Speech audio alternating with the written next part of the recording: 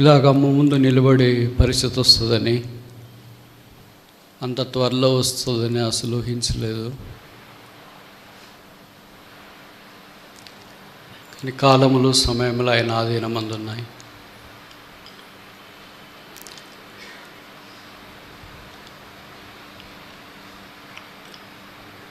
ఈ తల్లి గర్భాన దేవుడు నన్ను 3వ కుమారునిగా వేశాడు.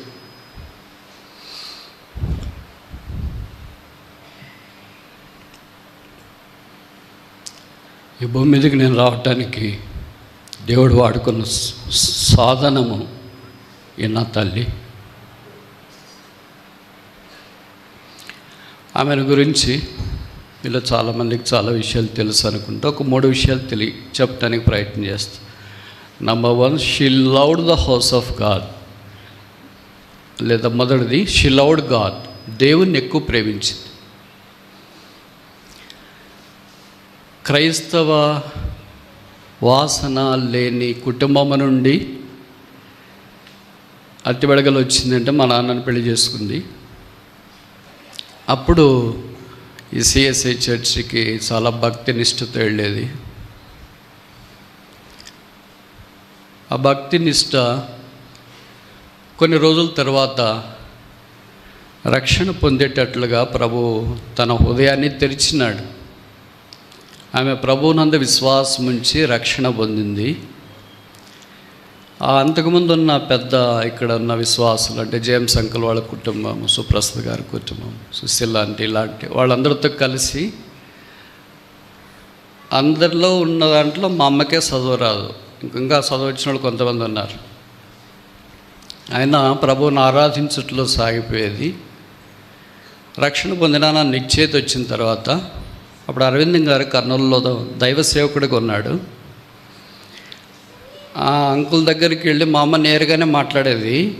ఒకసారి అంకుల్ ఎప్పుడన్నా ఇక్కడ పెళ్ళిళ్ళు చేయటానికి ఏదైనా పరిచర్యకు వస్తే ఒకసారి నేరుగా వెళ్ళి అనింది, అన్న నాకు బాప్తిస్మం ఇయ్యాల నువ్వు అని.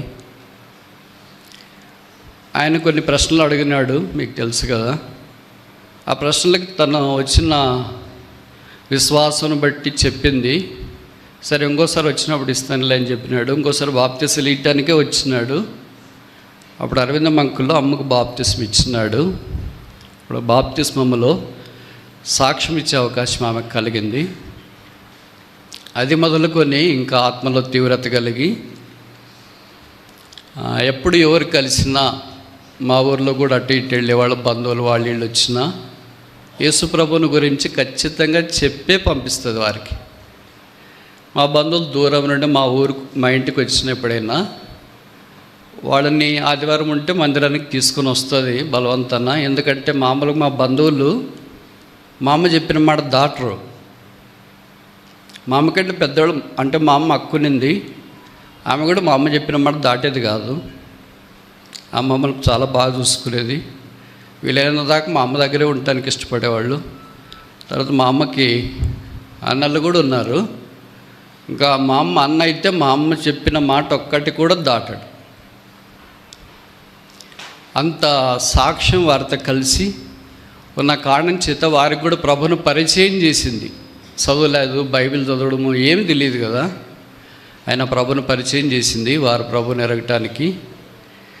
సాధారణంగా దేవుడు ఆమెను వాడుకుంటూ వచ్చినాడు. ఆ ప్రభును ప్రేమించే ప్రేమ ఎంత దాకా ఉంటుందంటే, ప్రభుకు భాగం ఇవ్వాలన్నా మా నాన్న పెన్షన్ వస్తుంది మా అమ్మకి, అది ఖచ్చితంగా భాగం ఇచ్చి తీరుతుంది. పొలాలు ఉంటే దాంట్లో కూడా ప్రభు భాగం ఇస్తుంది. ఒకవేళ ఎప్పుడైనా కడపలో ఉన్న కర్నూలులో బళ్ళారులో అట్లా ఉన్నప్పుడు మొదటి వారం ఇక్కడికి రావడం వీలు కాకపోతే మేము ఇప్పుడు ఏమి వెళ్తాంలే అమ్మ, తర్వాత వెళ్ళదు, ఇంకోసారి ఇస్తులే, తర్వాత వెళ్ళదులే, తర్వాత కానుకేస్తులే అంటే వినదు. ఖచ్చితంగా వీలైనంత దాకా. మామూలులో కొన్ని లక్షణాలు ఉన్నాయి. ఆమె ఏదైనా నమ్మితే ఇది మంచిదని ఎవరు చెప్తుంది వినదు. కనుక ఇది మంచిదని ఆమె నమ్మింది. మొదటి వారం తప్పక వీలైనంత దాకా వస్తుంది. నాకు తెలిసి ఆమె బాగలేని పరిస్థితుల్లో తప్ప ఇంకెప్పుడు ప్రభు యొక్క భాగము ఆయనకి ఇవ్వడం మానుకోలేదని నేను నమ్ముతా. అంటే ప్రాణ ఆత్మ దేహములతో సేవించడానికి పూనుకుంది. ఇక్కడ అప్పుడు సేవ చేసే సేవకులు, విశ్వాసులు, పరిశుద్ధులు ఎవరు వచ్చినా ఊర్లో తను ప్రయాసపడి వారికి పరిచయ ధర్మం జరిగించేది. ఎంత పరిచయ ధర్మం అంటే వసతులు తక్కువ ఉన్నా ప్రేమలో కొడుతుండేది కాదు. అది క్రీస్తు ద్వారా తాను నేర్చుకుని మాకు కూడా పరిచయం చేయడానికి ప్రయత్నించింది. అసలు ఆ ప్రభువును ఎరిగి ప్రభువును మాకు పరిచయం చేయడానికి తన జీవితంలో చాలా కారణాలు ఉన్నాయి. ఎందుకంటే దాదాపు 90 సంవత్సరాల జీవితాన్ని ఈ 10-20 నిమిషాల్లో మేము చెప్పలేం కదా. దాదాపు 40-50 ఏళ్ల క్రితము మా అమ్మకి ఒక కడుపులో కణితి మాదిరి వచ్చింది. అప్పట్లో అవి తెలియదు ఏమో అని, ఇంకా చూసిన డాక్టర్లు వాళ్ళంతా నువ్వు చనిపోతావని చెప్పినారు.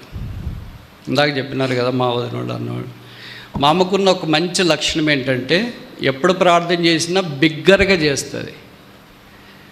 అంటే మౌనంగా మన మనసులో ప్రార్థన అట్లా ఉండదు. కోడనున్నా, మనవడున్నా, మేమున్నా, ఎవరున్నా, ఇంట్లో ఉన్నా, లేదా ఇంటి పైన మిద్దె మీదకి వెళ్ళినా, ఎక్కడున్నా బిగ్గరగా ప్రార్థన చేస్తాను. మనసులోని ప్రార్థన అనేది ఆమె చేసింది నేను ఎప్పుడు వినలేదు.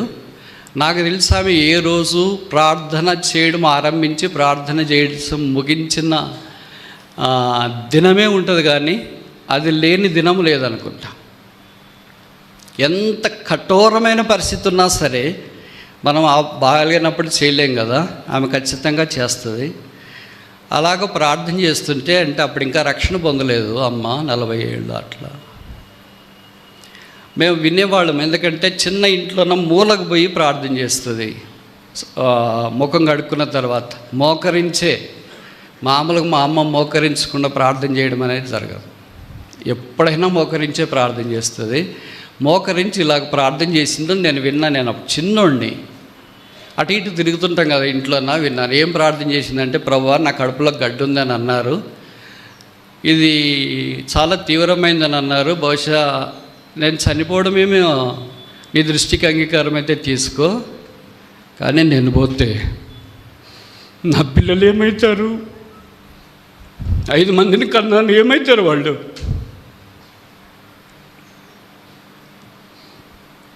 తెలియదు. దేవుడు ఆ ప్రార్థన విన్నాడు. ఆమె కఠోర శ్రమ ఎంత చెప్పినా తక్కువే. అప్పుడు ఇక్కడ దగ్గరలో ఆర్దుర్గం అనే ఊరుంది. అక్కడ ఫారిన్ డాక్టర్ ఒక ఆయన ఉండేవాడు, కేథలిక్. ఆయన కరడుగట్టిన రోగాలను కూడా బాగు చేయటానికి ప్రభు ఆయన కృపించినాడు. అప్పుడు ఇట్లా ప్రయాణ సాధనాలు లేవు, నడిచి వెళ్ళాల. దాదాపు 6 కిలోమీటర్లు ఉంటుంది అనుకుంటా మా ఊరు నుండి ఆ ఊరు, ప్రతిరోజు వెళ్ళాల. కొన్ని నెలలు, సంవత్సరాలు వెళ్ళింది అనుకుంటా నాకు తెలిసి. ఎవరి చేత కాదు అట్లా. ఎందుకు వెళుతున్నామని మా ఊర్లో కొంతమంది ఎదురుగా ఉండేవాళ్ళు. ఆ ఆంటీ ఇప్పుడు లేదు. వాళ్ళంతా మా అమ్మని అనేవాళ్ళు, రాక్షసు మాదిరి పొలాల్లో ఉదయాన్ని వెళ్ళి చూపించుకొని వస్తే ఎందుకు అంత కష్టపడుతున్నావు అని మా అమ్మని అంటే, నా పిల్లల కొరకు అక్క, నేను లేకపోతే పిల్లలు ఏమవుతారు. దేవుడు కరుణించినాడు, ఆమె ప్రార్థన ఆలకించినాడు, ఆమెకు స్వస్థత వచ్చింది. అది మొదలుకొని ఇంకెప్పుడు తిరిగి రిపీట్ కాలేదు. ఆ మిషన్ డాక్టర్కి మా అమ్మ ఎంతో కృతజ్ఞతగా ఉండి ఎప్పుడైనా కుదిరినప్పుడు మిషన్ డాక్టర్ దగ్గరికి వెళ్ళి ఆయన విష్ చేసి పలకరించి వచ్చేది. ఏం మాట్లాడేదో తెలియదు, ఎందుకంటే ఆయనకి ఇంగ్లీషు, ఈమెకి ఇంగ్లీష్ రాదు. అక్కడ ప్రభువు గురించి ప్రేమించడం ఆ బీజం ఆరంభించబడింది. దేవుని ఎంత ప్రేమించేదంటే, ఇంకా ఒక దశకు వచ్చి మేమంతా అటు ఇటు చదువుకొని బయటకు వచ్చిన తర్వాత క్యాలింపాంగ్ కాన్వొకేషన్కి వెళ్తాను అని చెప్పింది. మా అమ్మ రక్షణ పొంది మేమంతా మా పనుల్లో ఉన్నప్పుడు ఇంకెక్కువ తీవ్రంగా ప్రభు పరిచర్య కొరకు వచ్చింది. కావలిలో దాదాపు నాకు తెలిసి ప్రతి కాన్వొకేషన్కి అటెండ్ అయింది. తర్వాత క్యాలింపాంగ్ కాన్వొకేషన్కి వెళ్తాననింది. చాలా చెల్లెమ్మ నువ్వు తట్టుకోలేవు, ఎట్లా వెళ్తావు అని అంటే, ఖచ్చితంగా వెళ్తానంటే అప్పుడు ఇంక మా కుటుంబ సభ్యులు కూడా కొంతమంది ఆమెతో పాటు క్యాలింపాంగ్ వేరే హెబ్రోన్ నుండి వెళ్తుంటే వాళ్ళతో కలిసి క్యాలింపాంగ్ వెళ్ళింది. వెళ్ళి వచ్చిన తర్వాత ఇప్పుడు మళ్ళీ ఇంకెక్కడికి వెళ్ళాలనుకుంటున్నావు అమ్మా అంటే, ఆమె చెప్పింది వింటే షాక్ అవుతాం, ఇజ్రాయెల్కి వెళ్ళాలా అనింది. నీకు పాస్పోర్టే లేదు, ఇజ్రాయెల్కి వెళ్తావంటే చేయించండి అనింది. సరే చేయిస్తాము, మరి నువ్వు వెళ్తావా అంటే వెళ్తాను, కానీ మీరు అందరు కలిసి రావాలా, అప్పుడు నేను వెళ్తాను. మేము అందరు కలిసి అంటే పెద్దవాళ్ళు అయిపోయారు, ఎవరి కుటుంబాలు వాళ్ళ బాధ్యతలు అవి కుదరలేదు. ఎంతో ప్రయత్నం చేసినామో వెళ్ళాలని. వెళ్ళే వాళ్ళ టీంతో నిన్ను పంపిస్తాము, నువ్వు వెళ్ళంటే లేదు, మీరందరు కలిసి వస్తే వెళతాము అని చెప్పింది. భూ సంబంధమైన యెరూషలేములో కాలు పెట్టలేదు, కానీ పర సంబంధమైన యెరూషలేములో కాలు పెట్టింది. భూ సంబంధమైన పరిశుద్ధ పట్టణాన్ని దర్శించలేదు, పర సంబంధమైన పరిశుద్ధ పట్టణాన్ని దర్శించింది. భూ సంబంధమైన ధన్యకరమైన ఇశ్రాయేలుతో పాలు లేకపోయినా ఆత్మ సంబంధమైన దేవుని ప్రజలతో ఆమెకు పాలు దేవుడు సిద్ధం చేసినాడు. అది తీరకుండా దాదాపు ఇంకా బాగలేకుండా అలాగే పడిపోయిన తర్వాత ఇంకేం వెళ్ళలేదు అని అనుకున్నాను. అంతదాకా నేను చాలా ప్రయత్నాలు చేశాను. వేరే టీంలు వెళ్తుంటే వాళ్ళతో పాటు వెళ్ళమంటే అట్లా వినలేదు. అందరు కలిసి వెళ్ళాలంటే కష్టమైంది. కనుక దేవుణ్ణి ప్రేమించడానికి ఎక్కడికైనా ఎంత దూరమైనా పోతుంది. ఇంకొక విషయం ఏంటంటే, దేవుని ప్రేమను బట్టి మా ఇంట్లో అందరికంటే చివరికి పడుకునేది ఆమె, తలుపులన్నీ వేసి. అందరికంటే మొదట లేసేది ఆమె. మీకు తెలుసు, మీరు ఊహించుకోండి, హత్య వెడగల 40 ఏళ్ళ క్రితం ఎట్లుంటుంది. ఇందాక అన్న చెప్పినాడు కదా, పాములే. మా ఇంట్లో పాములు చూడకుండా గడిచిన రోజు నాకు తెలిసి లేదు. ఎప్పుడో మమ్మల్ని అందరినీ కాటేల్సింది. నీళ్ళు తాగే బాన్ దగ్గరికి పోతే చుట్టుకొని ఉంటాయి, నీళ్ళు తెచ్చే కడవ దగ్గరికి పోతే కడవ దగ్గర చుట్టుకొని ఉంటాయి. మా ఇంటి పాము ఉంది అని అంటే బయటికి రా అంటే ఇంక తేరజు అని ఆమె పిలిచేది, తేరజు అని పిలవాడు. తేరజు ఇటు పాము ఉందప్ప అని. మా ఇంట్లో పాములన్నీ అన్నే చంపినాడు. ఇంకెదురు కొంతమంది ఆంటీ వాళ్ళు ఉన్నారు, ఇప్పుడు వాళ్ళు లేరు. వాళ్ళు అనేవాళ్ళు రాక్షసున్నట్ల పిల్లల్ని పెట్టుకుని ఆ పాముల ఇంట్లో ఉండవు, బయటకు వచ్చి వేరే ఇంట్లో ఉండొచ్చు కదే అని. ఏమో దేవుడు కాపాడుతాడు లెక్క, కాపాడుతాడు అత్త అనేవాడు. ఎంత ధైర్యం అంటే ఆమెకు రాత్రి పగలు తేడా లేదు. ఈ ధైర్యము దేవుణ్ణి బట్టి పొందింది. ఒక చిన్న గ్రామంలో నుండి వచ్చి ఇలాగ మార్చబడుతుంది అనేది ఊహకు అందదు. నీతిమంతుడు సింహం వలె ధైర్యముగా ఉండును. దేని చీకటి అంటే ఏం భయం ఏం లేదు. తర్వాత ఇట్లా విష సర్పాలన్నా కూడా ఏం భయం లేదు. రోగం అంటే కూడా ఆమెకేం భయం లేదు. అంత ప్రభువును బట్టి ధైర్యంగా యాత్ర కొనసాగింది. రెండవది, she loved the house of God. దేవుని మందిరాన్ని ఎంతో ప్రేమించింది. దేవుని మందిరం ఎక్కడున్నా ఖచ్చితంగా సమయానికి వెళ్ళేది. ఇందాక చెప్పాం కదా, కర్నూలు ఉన్నా, బళ్ళారు ఉన్నా, కడపలో ఉన్నా, ఈ కుటుంబం అంతా రెడీ అయ్యేలోకి లేట్ అవుతుంది కదా. అప్పుడు మా అన్నకి చెప్పేది, నన్ను వదిలేస్తారా లేదా అని. మనవాళ్ళకి చెప్పేది, రే నన్ను తీసుకెళ్తారా లేదా మందిరానికి. అందరూ ఒకేసారి పోదామంటే అందరూ ఒకేసారి మీతో పెట్టుకుంటే కాదు, నన్ను మందిరంలో వదిలేసిరండి. కనుక సమయానికి వెళ్ళడము. ఒక చదువు లేని వ్యక్తి అంత పంక్చువల్గా ఉంటుందా? అంత డిసిప్లిన్డ్గా ఉంటుందా? అంత క్రమశిక్షణ ఉంటుందా? మామూలు సోమరితనము అనే పదము డిక్షనరీలో లేదు ఎక్కడ. ఒక్క రోజు కూడా ఆమె సోమరిగా ఉంది అని చూడలేదు. యేసున ఎరగక మునుపు, యేసు ప్రభుని ఎరిగిన తర్వాత ఆమె లెవెల్కి మేము అందరు రావాలంటే కష్టమవుతుంది మాకు. కానీ అందరు నా లెవెల్కి రావాలని ఎక్స్పెక్ట్ చేస్తుంది. ప్రార్థన అయినా అట్లే రావాలంటుంది, ప్రభు పనిలోనైనా అట్లే రావాలంటుంది, దైహికంగా ఇతరులకు చూసుకునే విషయంలోనైనా అట్లే రావాలంటుంది. చదువులేని ఆమెకి ఇంత తీవ్రత, ఆసక్తి కలిగి ఉంటే మాకెంత ఉండాలని అనుకునేవాళ్ళము. కానీ ఆమె దాంట్లో నా మటుకైతే నేను రాలేకపోయా. ఆమెకి ఎప్పటి నుండి ఒక కళ ఏంటంటే, ఇక్కడ చిన్న మందిరం ఉండేది, వర్షం వస్తే కారుతుంది ఇట్లా వర్షకాలం.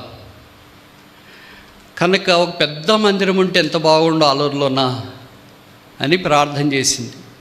నేను ఇందాక చెప్పాను కదా, మా అమ్మ ఏది ప్రార్థన చేసిన ఇంట్లో కానీ బయటికి ఎక్కడైనా బిగ్గరగా చేస్తుంది. వేరే వాళ్ళు ఏమనుకుంటారు అట్లేమనుకోదు. అలా ప్రార్థన చేసింది. దేవుడు కనికరించినాడు, ఇలాంటి ఒక పెద్ద మందిరం ఇచ్చినాడు. ఆ మందిరం కట్టి ప్రతిష్ఠ రోజు అనేది నా కళ నెరవేరింది. దేవుడు నా ప్రార్థన కూడా ఆలకించినాడు. కనుక దేవుని మందిరం అంటే అంత మక్కువ, ఆశ. మూడవది, షీ లవ్స్ గాడ్స్ పీపుల్. దేవుని ప్రజలను చాలా ఎక్కువగా ప్రేమిస్తుంది. వాళ్ళు ఎలాంటి వాళ్ళైనా సరే, చదువున్నా రాకపోయినా వారిని ప్రేమించి తన చేతనైన సహాయము చేస్తుంది. ఇందాక మేము చెప్తూ వచ్చినాం కదా, మా నాన్నగారు 23 జిల్లాలు అప్పుడు 2 కలిసి ఉండే, తెలంగాణ, ఆంధ్ర. ప్రతి జిల్లాలో పనిచేసాడు. కనుక తిరుగుతూ ఉంటే చదువులు కష్టమైతే పిల్లలకని మా ఊర్లోనే అతిబెడగలోనే ఉంచి ఆయన మాత్రం వెళ్ళి వీకెండ్స్ అట్లా వచ్చి చూసుకునేవాడు. మా అమ్మకు తోడు మా నాయనమ్మ ఉండేది. ఆమె బయట మాకు చదువు ఇవన్నీ స్కూళ్ళకి తీసుకెళ్ళడం పని ఆమెది. మా అమ్మ అయితే మాకు లోపల భోజనము అవి ఇవి సిద్ధం చేసేదాన్ని మా అమ్మ చూసుకునేది. ఆమె జీవితం అంత పూలపానపేం కాదు. ఎన్నో రోజులు పస్తుంది, ఎన్నో రోజులు నిద్ర లేకుండా ఉంది. అంటే ఇవన్నీ బాగున్నప్పుడు సంగతి. ఎన్నో రోజులు ఆర్థిక అనారోగ్య అవమాన. చూడు, ఒకరిద్దరు పిల్లల్ని నెట్టుకొని రావడమే కష్టమైతే 5 మందిని నెట్టుకొని రావడం అంత తేలికేం కాదు కదా. 5 మంది అక్కర్లు చూడడము, 5 మందిని ట్రీట్ చేయడము, 5 మందికి అవసరమైన విషయాలు ఆలోచించి ప్రార్థించడం అంత తేలికేం కాదు. ఏం చదువులేని స్త్రీ 5 మందిని దేవుని దయ ద్వారా పెంచింది, ప్రభువులో సిద్ధపరిచింది. అన్నిటికంటే ఎవడైనా మా అమ్మని అడిగితే లేదా మా నాన్నగారిని కూడా అడిగినప్పుడు ఏమి ఇచ్చినారు మీ పిల్లలకంటే, మా పిల్లలకి మేము 2 ఇచ్చినాం. యేసుప్రభుని ఇచ్చినాము, 2వది చదువు ఇచ్చినాం. యేసుప్రభువు, చదువు, ఈ 2 మేము ఇవ్వగలం. ఇంకెంతకంటే ఎక్కువ మీకు ఏమి ఇవ్వలేము మేము. అలాగే యేసుప్రభుని మాకు పరిచయం చేసినారు. అలాగే చదువు ఇందాక అని చెప్పాడు కదా, ఆమెకు చదువు లేదు కానీ మమ్మల్ని చదవమంటుంది. ఇప్పుడు పిల్లలైతే అలాగ అనరు కదా సాధారణంగా. అప్పుడు మేము చదివేవాళ్ళము. దేవుడు దయను బట్టి చదువులో కూడా ఆ స్థలాల్లో ఉండే అవకాశము ప్రభు ఇచ్చినాడు. అందరూ పరిచర్యలో ఉండాలని ఆమె కోరింది. ఆమె గర్భంలో నుండి బయటకు వచ్చిన వారు. అలాగ అందరూ పరిచర్యలో వారి వారికి అనుగ్రహించిన కృప కొలది సాగిపోయే అవకాశము ప్రభువు అనుగ్రహించినాడు. చివరిగా నేను సెప్టెంబరు 6వ తారీఖు మా అమ్మ దగ్గరికి వెళ్ళా. బళ్ళారిలో చెల్లి వాళ్ళ దగ్గర ఉంటే 3 రోజులున్నా. అప్పుడు పడక మీద ఉంది. ఆదివారము అంటే మొదటి ఆదివారం హెబ్రోన్లో పరిచర్య. హెబ్రోన్ మన లైవే చూస్తుంది ఆమె. ప్రతి meeting Hebron live full coverage. అప్పుడు కొన్ని అడుగుతూ ఉంటుంది, కురేనాంకల్ లేడా, కుర్జీ ఖాళీగా ఉన్నాడే లేదా అని. ప్రతిరోజు హెబ్రోన్ కొరకు ప్రార్థన చేస్తుంది. ఆ లైవ్ పెట్టినప్పుడు చూసేది. నేను డ్రెస్ వేసుకొని, నాది శనివారం రాత్రి 7 గంటలకు రైలు. నేను డ్రెస్ వేసుకొని అట్లా తిరుగుతూ ఉంటే ఇది కూడా పట్టేస్తుంది అనమాట. ఏమి డ్రెస్ వేసుకున్నావు అని. ఊరు వెళ్తున్నానమ్మా అన్న. ఎక్కడికి వెళ్తున్నావు అంటే హైదరాబాద్కి వెళ్తున్నాను అని. ఏమంటే రేపు పరిచర్య ఉంది అని. మళ్ళా రా అంటే సరే వస్తానులే అన్న. ప్రార్థన చేయమ్మా అన్న. నాకు తెలియదు సెప్టెంబర్ 6వ తారీఖు ఆఖరి ప్రార్థన మా అమ్మ నా కొరకు చేస్తుందని. ఆమె మంచం పక్కనే నేను మోకరించినాను, ప్రార్థన చేయమన్నాను. ప్రార్థన చేయడం ఆరంభించింది. ఆ ప్రార్థన కూడా రికార్డ్ చేసినాము. అది ఆఖరని తెలియదు. బహిరంగంగా నా కొరకు ఆ రోజు ప్రార్థన చేసి హెబ్రోనుకు మొదటి వారం పంపించి, ఆ తర్వాత ఆమెను ఇలాగే చూసే పరిస్థితి దేవుడు అనుమతించినాడు. రాబో దినాల్లో మేము మా కుటుంబం ఒక మంచి మాదిరిని కోల్పోయాం. మా జీవితంలో దేంట్లోనైనా మాకు సవాలు, టైమింగ్స్లోనైనా, భక్తిలోనైనా, దేవుని యందు భయభక్తులు కలిగైనా, ఇతరులకు సహాయం చేయడంలోనైనా. ఒక్క చదవట్లేదు. ఆమెకు చదువుంటే ఏమైండేదో తెలియదు. ఒక్క చదవట్లేదు. మిగతా అన్నిట్లో ఆమె మా అందరికి సవాలే. మేము ఇంత చదువుకున్నా మా అందరికంటే అన్ని విషయాల్లో చాలా పర్ఫెక్ట్ చేసేది. ఆమె నీట్నెస్కి హద్దే లేదు.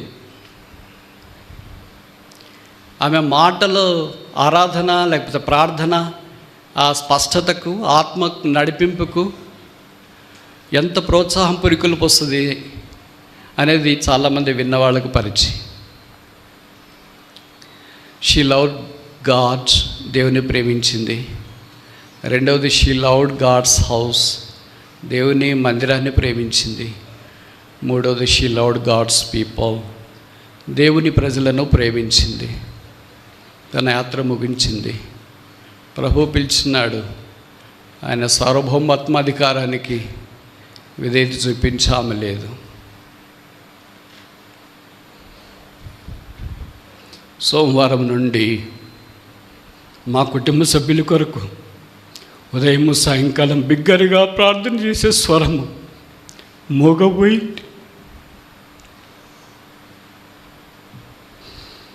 దేవుడు ప్రార్థనలు ఆలకించి మమ్మల్ని కడుతూ వచ్చినాడు. కనుక మా నాన్న అమ్మగారి యొక్క ఆ ఆధ్యాత్మిక మాదిరి మిగతా మా యాత్రలో కూడా మేము కొనసాగించినట్లు ప్రభు మమ్మల్ని పిలిచినప్పుడు, మా పిలుపు వచ్చినప్పుడు బలా నమ్మకమైన దాసుడా అని అభినందనలో ఉండనట్లు దయచేసి విడవబడిన మా కుటుంబ సభ్యుల ఆదరణ కొరకు మేము ఈ యేసు ప్రభు యొక్క మాదిరిని కొనసాగించినట్లు మా కొరకు మీరు ప్రార్థన చేయాలని మనవి చేస్తూ ఉన్నాం.